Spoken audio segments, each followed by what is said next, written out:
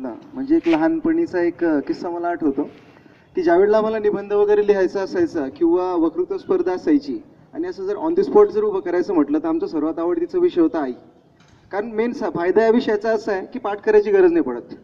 कारण रोज आपण ते बघतो सकाळी उठण्यापासून तर रात्री झोपेपर्यंत आपल्याला ज्या ज्या काही ॲक्टिव्हिटीज दिसतात त्या ऑलरेडी इतक्या, हा विषय इतका मोठा आणि गंभीर आहे की मला नाही वाटत एका तासात किंवा एका दिवसात विषय संपण्यासारखा. तर सर्वात पहिली गोष्ट, मे महिन्याचा दुसरा रविवार, जागतिक मातृदिन. त्याबद्दल सर्वांना मातृदिनाच्या खूप साऱ्या शुभेच्छा. आणि मागे काही पालकही बसलेले आहेत. मी त्या मुलांची जेव्हा भाषण ऐकत होतो त्यावेळेला त्यांचे मी चेहरे बघण्याचा प्रयत्न करत होतो. तर नाराज व्हायची गरज नाही आहे, कारण आपण त्या आईच्या पोटी जन्म घेतलाय, हाच मोठा आपला सर्वात मोठा गौरव आहे. त्याकरता हा जो दिवस आहे, जसं की आता अक्षदा बोलली, दीपाली बोलली, रिया बोलली की आ म्हणजे आत्मा आणि ई म्हणजे ईश्वर. तर ईश्वर रूपी आत्मा आपल्या सोबत असतो, ती म्हणजे आई. कारण जसं की अजून एका विद्यार्थिनीने म्हटलं की देवाला पर्सनली प्रत्येकावर लक्ष ठेवणं पॉसिबल नव्हतं म्हणून प्रत्येकाला आई दिली. तर सिंपल, तर हा जो दिवस आहे हा आईच्या ऋणांना फेडण्याचा नव्हे तर आईच्या ऋणांचे ऋणानुबंध, त्याचा धागा आहे तो घट्ट करण्याचा हा दिवस आहे. मात्र यामध्ये अजून एक गोष्ट बोलावीशी वाटेल की आज मातृदिन, याचा अर्थ असा नाही की हा एकच दिवस आहे की आम्ही आमच्या आईचे आभार मानतोय किंवा आपण त्यांना थँक्स करतोय. बिकॉज महिन्यातील 30 दिवस और वर्षातील 365 दिवस जरी आपण आईबद्दल बोलत राहिलं तरी हे कमी पडेल. बिकॉज आपले आई वडील जे आहेत, बघा मी डॉमिनेट नाही करत आहे बरं का, किंवा मी कॉम्पेअर नाही करत आहे पालकांना किंवा आईमध्ये, but this is the fact. कारण पालक जे काम आपल्यासाठी करतात त्याच्यामध्ये ते कधी ना कधी सुट्टी घेतात, रजा घेतात. मात्र आई ही एकच गोष्ट व्यक्ती अशी आहे की जी तिच्या वर्किंगमध्ये कोणत्याही प्रकारची रजा घेत नसते.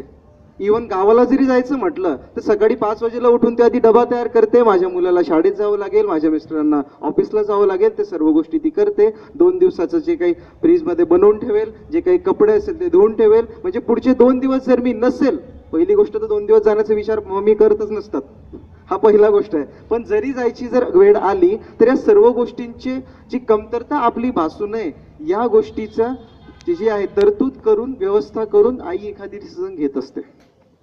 ही सर्वात महत्वाची गोष्ट. यामध्ये एक मला नटसम्राट आप्पासाहेब बेलवलकरांचं एक वाक्य मला खूप आठवत आहे आता बसलेलो असताना. त्यामध्ये त्यांनी म्हटलेलं आहे की आत्मारूपी जो अंतराळात फिरणारा एक आत्मा वासनेच्या जिन्याने शरीरात प्रवेश करतो आणि आपल्या पोटी जन्म घेतो. मात्र तो आत्मा फक्त जिनाच असतो.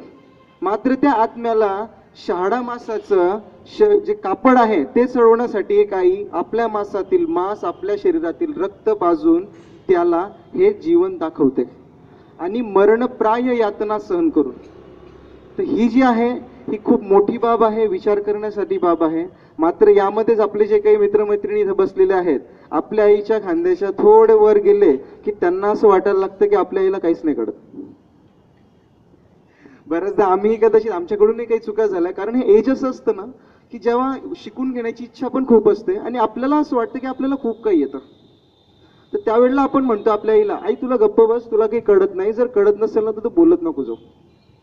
माझे मित्रमैत्रिणी मला चिडवतात, बरेचसे म्हणतात ना, स्माईल येते चेहऱ्यावर म्हणजे म्हणत असणारच, ठीक आहे. बट यामध्ये आपल्याला हे पण लक्षात घ्यायला हवं की जेव्हा आपल्याला बोलता येत नव्हतं ना, तर आपले बोबडे बोल जेव्हा कोणालाच कळत नव्हते तर त्यावेळेला ते फक्त आपल्या आईला कळत होते. ही पण तेवढीच महत्वाची गोष्ट आहे. आणि त्या गोष्टीची जाणीव ठेवून आपण आपल्या आईशी त्याप्रमाणे वागलं गेलं पाहिजे, ही सर्वात महत्वाची गोष्ट. आणि अजून एक बोलावंसं मला वाटतं या प्रसंगी की ज्या वेळेला इथं मुलांचे नाव घेण्यात येत होते तर मुलगा इथे यायच्या आधी मी एक नजर पालकांकडे बघत होतो. तर त्यावरून मी 101% गेस करू शकत होतो की या मुलीची आई कोणती. याचे रिझन सांगतो. इथे 1-2 पॅरेंट्स आहेत ज्यांना मी पर्सनली ओळखतो, पण ते सोडून जरी बाकीचे काही पालक होते तर त्यांच्या चेहऱ्यावरच्या चमकवरून आणि डोळ्यातली जी एक चमक दिसते ना त्याच्यावरून कळत होते की या मुलीची आई आहे.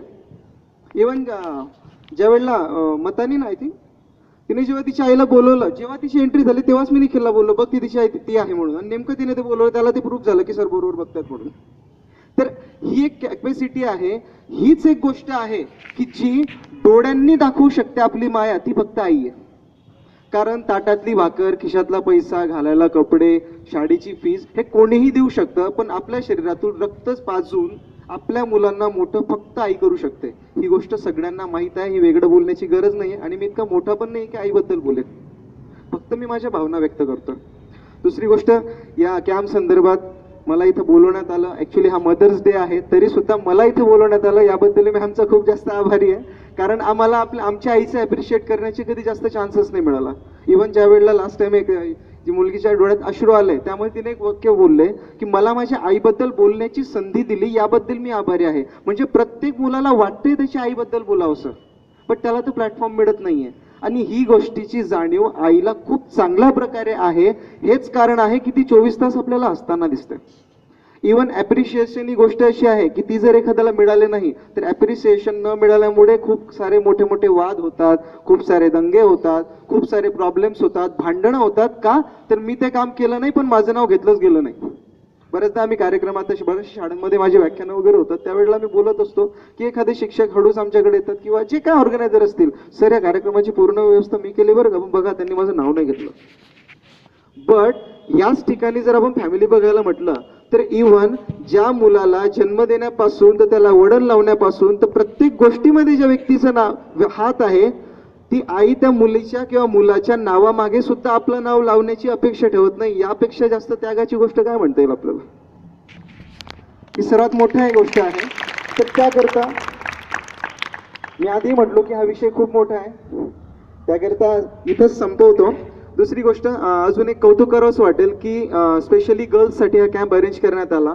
सुरुवात खूप चांगलं अरेंजमेंट मॅमने इथं केलेलं आहे. आणि दुसरे आभार म्हणजे पालकांचे की त्यांनी त्यांच्या मुलींना स्पोर्ट्समध्ये वाढवण्याचा एक अट्टहास केला आहे.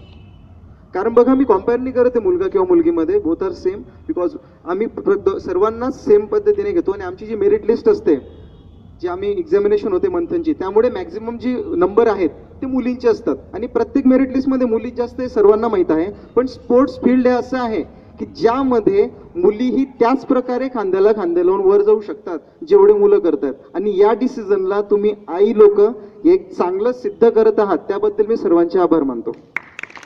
आणि बस, शब्द तर संपत नाहीयेत, पण वेळ संपतोय, त्याकरता मला आवडावंसं वाटतंय. तर मातृदिनाच्या सर्वांना खूप साऱ्या शुभेच्छा, सर्व मुला मुलींना, त्यांच्या पालकांना खूप साऱ्या शुभेच्छा. थँक्यू.